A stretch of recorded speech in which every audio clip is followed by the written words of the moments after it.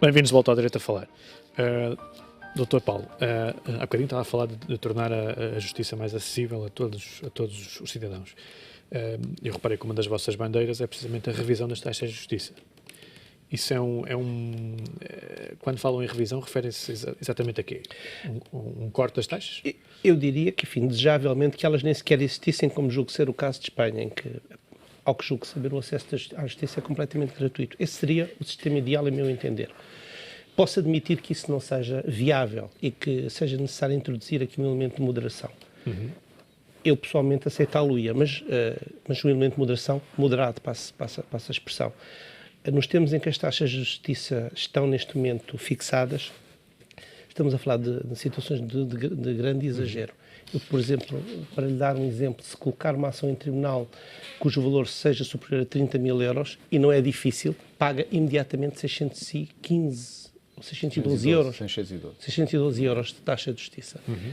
Nem todas as pessoas conseguem despender 612 euros. Ou seja, só para taxa acaba por ser um efeito dissuasor que leva a que as pessoas até desistam da justiça. É verdade, acaba por ser um motivo dissuasor. E os advogados têm essa experiência. Eu próprio já tive, e eventualmente o António Jaime também, de situações em que clientes nos dizem: eu com valores desses não avanço, prefiro ficar como estou. Eu acho que isto é dramático, porque há pessoas que preferem engolir uma injustiça, deixarem de exercer um direito, ficarem eventualmente prejudicadas, porque naquele momento não têm capacidade para se dirigir ao tribunal. Uhum. Portanto, acha que a justiça corre o risco de se tornar um bem de luxo? Não, Filipe, neste momento a justiça é um bem de luxo.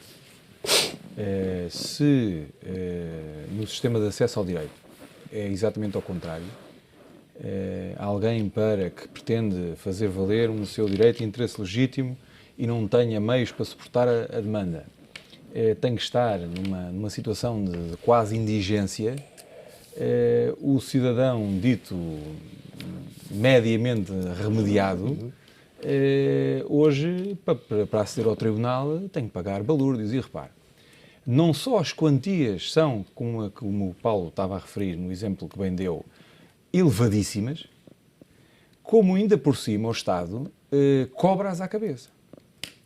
E repare que não é ingênuo, é que não é ingênuo. Portanto, o Estado está a cobrar o serviço antes do prestar. Acha que o objetivo não é ingênuo. É dissuadir as pessoas. A razão de ser é limitar o acesso à justiça. Porque se o Estado fosse honesto e quisesse cobrar o serviço do Estado, cobrava no final. Aliás, como chegou a ser em tempo. Ou seja, é porque o próprio Estado não quer esperar longos anos até que os processos Só que o Estado pensou assim: bem, mas se eu cobrar já, as pessoas pensam duas vezes, que era precisamente o que o Paulo está a dizer. Quer dizer, quando se apresenta, as pessoas perguntam-nos quanto é que isto me custa. E nós as confrontamos com as taxas de justiça, as pessoas ficam perfeitamente apáticas. Porque, já estão, repare-se, já estão desembolsadas uma cobrança de dívida, se já estão desembolsadas da quantia e vão ter que desembolsar uma quantia elevada para irem atrás da quantia do qual estão desembolsadas, que as pessoas tendem a não ir. E é isto que o Estado quer. É isto que o Estado quer. E, portanto, aquela norma imperativa da Constituição do acesso ao direito e à justiça, que tem que ser de forma célere, as decisões devem ser justas e tomadas do mais rápido tempo possível, de modo a que tenham utilidade. Este desiderato está por alcançar. Aliás, nós reparamos há pouco, o Filipe referia que também não podia haver um excesso de aplicação de meios na justiça. Mas como é que há excesso de aplicação de meios na justiça se as execuções todas, as antigas, que transitaram da reorganização e que foram redistribuídas, há milhares de execuções paradas por esse país fora, milhares de execuções que não são tocadas. Repare, estão empilhadas nos tribunais. O tribunal mal tem capacidade para tramitar as que entraram após mais meios humanos e com certeza, os tribunais não tocam nas execuções antigas. Acha que a falta de meios não têm capacidade. Isso é falta de organização, mas é sobretudo falta de meios, mas é também falta de organização. Há, hoje em dia, e nesse aspecto, tem que ser introduzida alguma lógica empresarial nos tribunais. E tem sido a reforma nesse aspecto introduziu alguns aspectos positivos. com a existência de juízes coordenadores. Agora, há aspectos que têm que ser introduzidos efetivamente e que até já estão previstos no programa de Justiça Mais, não sei quando serão concretizados, que é a existência de métricas para os tribunais. Nós, quando queremos propor uma ação, nós não sabemos, o cliente pergunta-nos, quanto tempo é que vai levar esta ação a ser resolvida? Bem, nós ficamos a olhar para os nossos clientes e sem sabermos bem o que é que lhes vamos responder. Bem, olha, se for aqui em Lisboa, é mais ou menos 1 ano e meio, 2, bem, se for aquele juiz é mais rápido, se for o outro juiz é mais lento. Portanto, não há, nós não conseguimos dar essa resposta ao cliente. Portanto, isto pode resultar de dados concretos que se consigam fornecer até ao público, se não ao público, pelo menos aos advogados. Eu hoje li uma notícia sobre o caso BPN, que foi ontem, as alegações finais, e constatamos que um caso desse demorou cerca de 5 anos e, inclusive, é que o procurador do Ministério Público que começou a fazer o processo reformou-se pelo meio. Portanto, nem sequer chegou ao fim do processo, porque, entretanto, chegou ao fim da idade, ao limite de idade. Este tipo de caso é aceitável com um caso como é o caso do BPN, mas há outros que demoram tantos anos. Sabe, por exemplo, no processo civil não é possível um juiz, a não ser que acabe por falecer, não é possível um juiz jubilar-se para a reforma sem resolver os pendentes que lá tem. E isso é um princípio que me parece evidente, quer dizer, embora aqui seja o Ministério Público, acho que o princípio é o mesmo. Quem começa a preparar a acusação e todo o inquérito do processo deve ir até ao fim, deve fazer o julgamento, ou pelo menos acabar a atividade de instrução do processo. O BPN, o caso BPN, obviamente não vou falar do caso em concreto, mas é um caso reconhecidamente complexo e não me escandaliza que casos desses com essa complexidade possam levar mais tempo. O que não faz sentido... Mas, Filipe, mas o que não faz... O caso dos Estados Unidos, que é muitas vezes citado, tivemos o caso Madoff, que em 2 anos o homem foi preso, julgado e condenado. Certo. E era um caso complicadíssimo. É uma justiça diferente, muito diferente da nossa. Não existe... Também, ao falar da justiça americana, quer dizer, nós não nos podemos desenquadrar no mundo em que vivemos, e nós vivemos na União Europeia. Temos os sistemas latinos e romano-germânicos que têm as suas... Além dessa questão da organização e da falta de meios, também não seria necessário mudar as regras processuais? Se me está a falar, por vezes vem-se com a bandeira do excesso de garantismo dos cidadãos, eu não vou por aí. Porque eu não acho que haja excesso de garantismo, designadamente em processo penal, não acho que haja excesso de garantismo. Aliás, acho que até em determinadas práticas que se estão a adotar, há a desconstrução de um garantismo que é previsto na Constituição e que o legislador constitucional quis. Eu estou, por exemplo, a pensar nas situações em que, e que obviamente são do meu conhecimento, porque as situações de quebra de segredo profissional são do conhecimento do Presidente do Conselho Regional, estou a pensar em situações em que aos advogados é apreendida a correspondência com os seus clientes, são apreendidos discos rígidos. E há casos até de advogados que foram constituídos arguidos. Que são constituídos arguidos e depois, afinal, não há nada, não é? Foram constituídos arguidos para a apreensão de discos rígidos. Quando se pretende, com o incidente de quebra de segredo, que os advogados vão depor contra os constituídos, isto não é admissível, repara. Nós estamos a entrar num terreno perigoso. Porque se eu percebo, repara uma coisa, se eu percebo que um advogado que é fiel depositário de documentos do seu constituinte, que esses documentos lhe possam ser apreendidos, porque são documentos do constituinte, eu já considero atentatório do segredo profissional, naquilo que ele é a pedra angular do direito de defesa dos arguidos, apreender correspondência trocada entre o constituinte e o advogado, ou ordenar a quebra de segredo profissional e pôr o advogado a depor contra o seu cliente. O que é que se quer? Que o cliente não diga nada ao advogado? Que o advogado não possa preparar a sua defesa? É isso que se quer? Põe em causa estamos a mexer com coisas, com direitos que são constitucionalmente garantidos, que é o direito à defesa. Ora, se o Constituinte não pode livremente falar com o seu advogado, tem que lhe estar a esconder coisas, porque senão pode pensar que um qualquer juiz de primeira instância ou no Tribunal Superior vai ordenar ao advogado que conte aquilo que ele transmitiu. Repare, isto é gravíssimo. Isto é gravíssimo. E acha que esses casos vão acontecer cada vez mais? Isto é atentatório do direito de defesa das pessoas. Como é atentatório do direito de defesa das pessoas apreender discos rígidos que têm os processos que são dos advogados. Que têm que ver, até podem ter que ver com o determinado arguido. Mas são do advogado, não são do arguido, são do advogado. E este direito, esta linha divisória devia ser claramente percebida pelas magistraturas. É que a necessidade de perseguição criminal e de fazer justiça tem que parar onde os direitos fundamentais das pessoas começam a ser postos em causa. E a partir do momento em que nós não respeitamos o segredo profissional ao ponto de pensar que podemos pôr advogados a depor contra os seus clientes. Acha que é uma linha que se ultrapassa e que...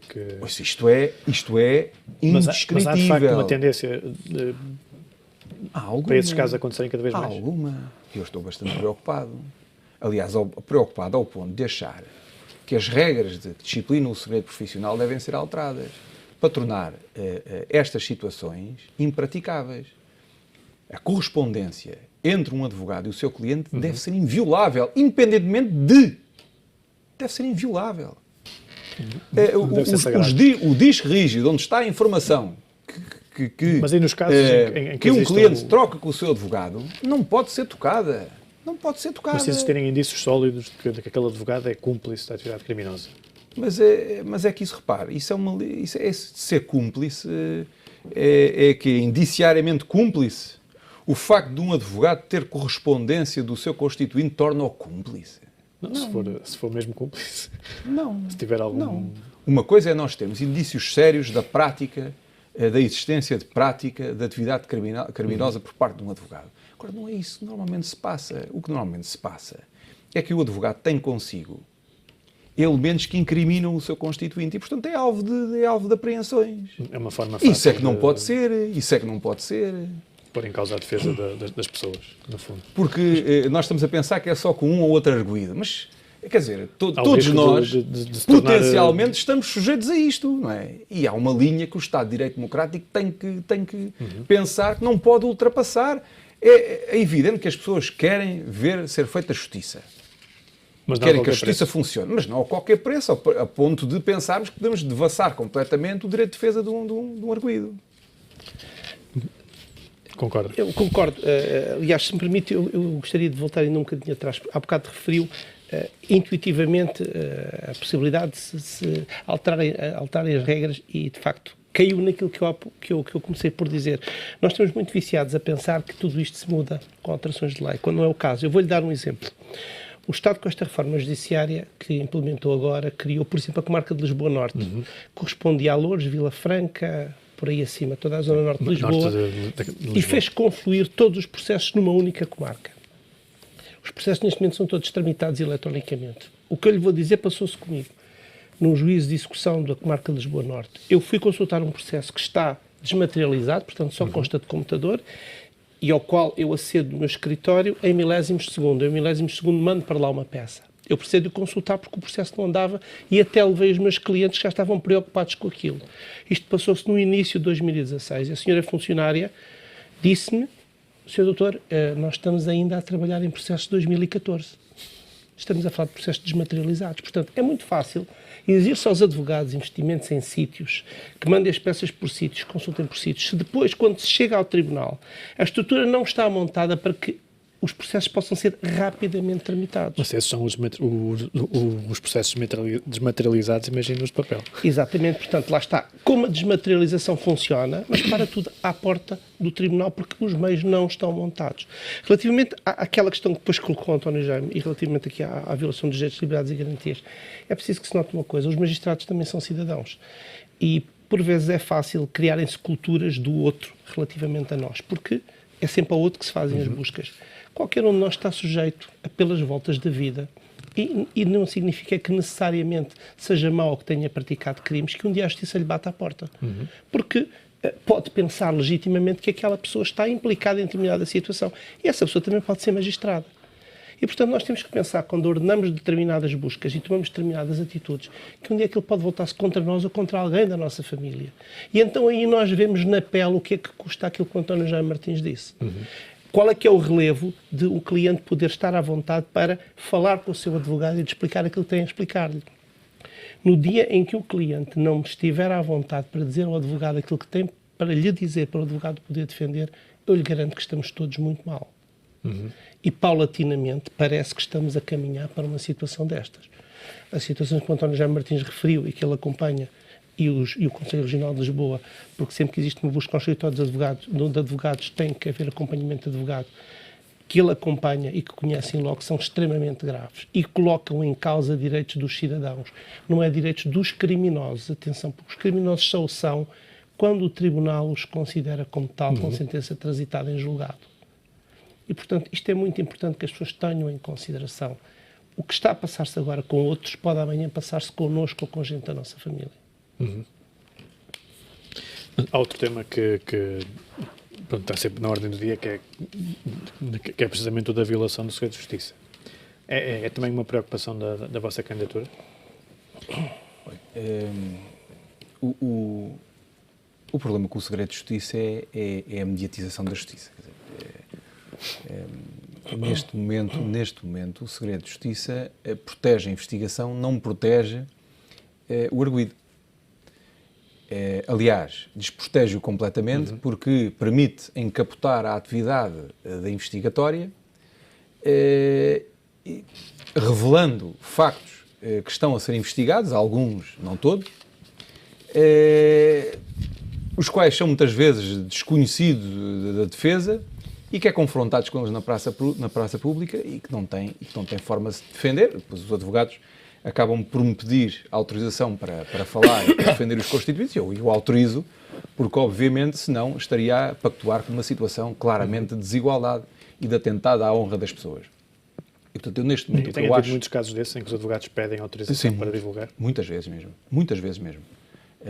Repare, sempre que está um órgão de comunicação social à saída de um tribunal, já sabe o que lá se passou, e vem perguntar, então o seu constituinte foi condenado por isto e por isto e por aquilo, e o advogado não pode dizer nada, bem, obviamente que ele terá que dizer aquilo que é estritamente necessário para defender o seu constituinte.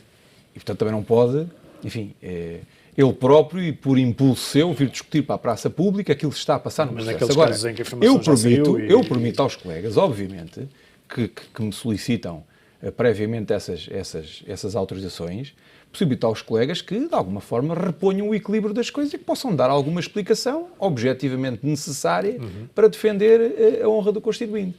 Claro, depois entrávamos aqui com a questão do segredo interno, que tem a ver com o facto de ser preservado uma parte do processo relativamente à defesa, coisa que eu percebo que seja necessário, e o segredo externo, que é coisa diferente.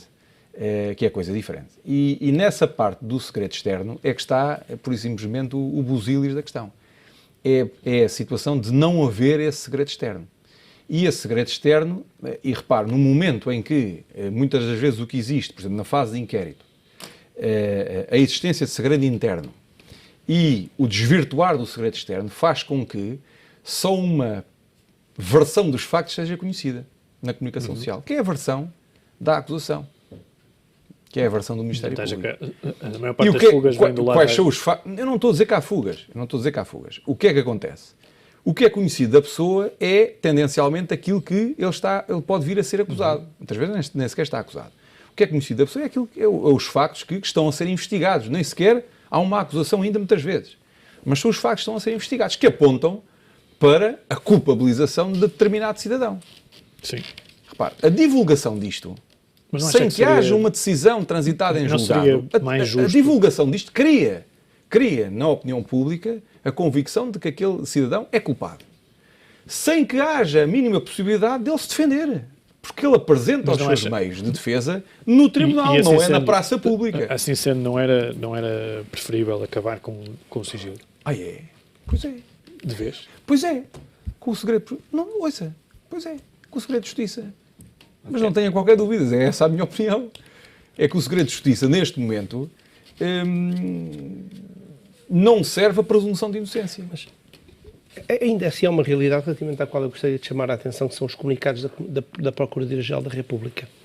A Procuradoria-Geral da República, quando define o inquérito, entende por bem fazer determinadas acusações, normalmente publicitas, com grande espavento. Fulano tal, o fulano tal é acusado disto, aquilo e daquele outro, fez isto ou fez aquilo. Isto leva a que a pessoa em causa, quando chega ao julgamento, já vai com este lastro de acusação, que muitas vezes, quando os casos são casos assim mais coloridos, são seguidos pela comunicação social e, portanto, quando a pessoa entra na porta do tribunal, já vai muitas vezes com o label de culpado.